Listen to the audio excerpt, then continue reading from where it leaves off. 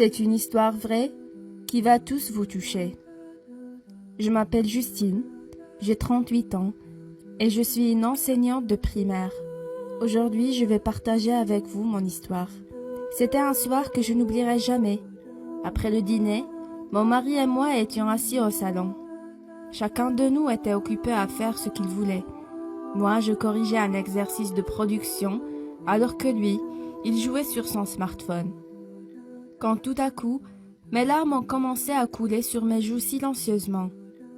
Mon mari a ressenti ma tristesse. Il a remarqué que quelque chose n'allait pas et m'a demandé pourquoi je pleurais.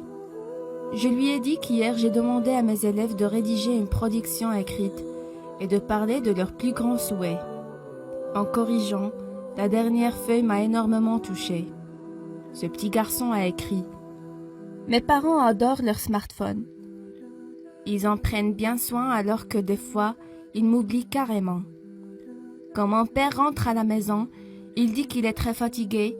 Pourtant, il a toujours le temps pour son smartphone et pas pour moi.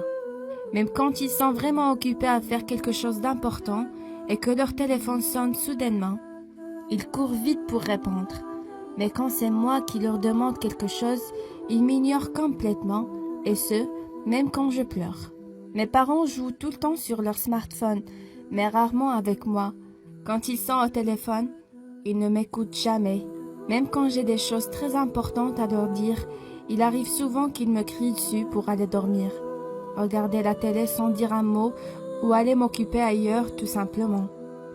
Alors, c'est pour cette raison que mon plus grand souhait est de devenir un jour un smartphone.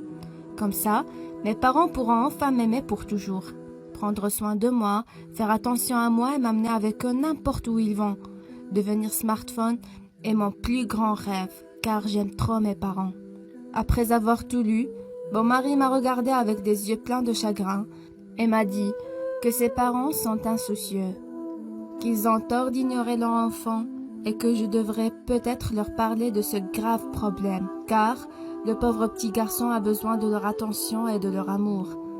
Puis il m'a demandé si je connaissais les parents de cet élève. Je lui ai dit que oui, je les connais très bien, car c'est notre fils qui a écrit ça. Mon mari était choqué. Je sais qu'il n'a jamais fait attention à ce détail, et moi non plus d'ailleurs.